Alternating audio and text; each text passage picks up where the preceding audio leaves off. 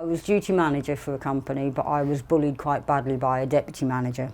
She made my life hell and I drank more to cope, to try and get through that. I first experienced homelessness when my long-term partner kicked me out, for want of a better way of putting it, because of my drinking. My alcoholism was a major issue which got worse. And the last time it happened I was street homeless for about 3 months. It was quite a demanding job. I was a duty manager and above me were 2 deputy managers, one of which just made my life really hell. She bullied me quite badly and I was never listened to, and I'd try and complain about her, raise the issue, and they just didn't listen to me. And it just made it worse, and I drank more to cope. When I was on the streets, although it was mainly on the beach rather than the streets, I had a little carry-on size suitcase, a couple of extra layers of clothing in, and I'd trundle that around and go different places. The most extreme days, in a way, was when I was still drinking, and I'd go to sleep on a bench in High Street at 1 o'clock in the morning.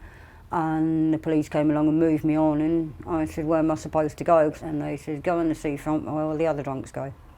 I didn't want to be where the other drunks and homeless were because I didn't want to be mugged or attacked, so it was a constant fear.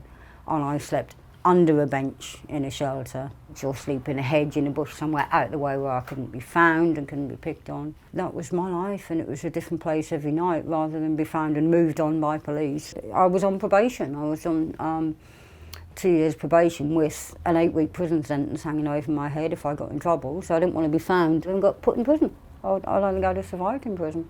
It was bad enough being on the street. My probation officer suggested I go to a women's group I go to, and carers of that women's group were ladies from Brighton Women's Centre and the women's support workers. Just having the women's group to go to was somewhere safe I could go during the day. It's really friendly and welcoming and supportive, and my life has always been about other people, never been about me, and they make it about me. Somebody cares, and that makes a hell of a lot of difference. Life is good, life is fun, life is shit, life is what it is. It's how you deal with it. It's how you deal with the good days, it's how you deal with the bad days.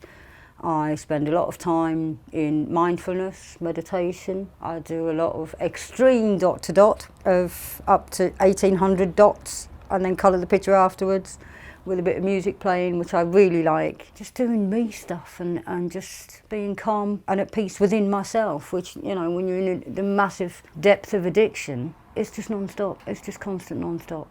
And it's all freaking out and panicking and drinking and everything else. Where's the next drink coming from? And now it's just, I wonder what song's going to play next. What picture shall I colour next? And I wonder what this dot to dot's going to be. My youngest daughter, we both love wolves.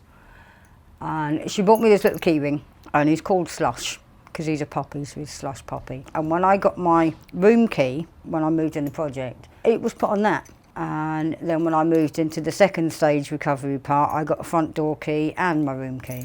And both keys are on my wolf. It's part of what keeps me strong, is my youngest daughter. For her to want me to be a part of her life.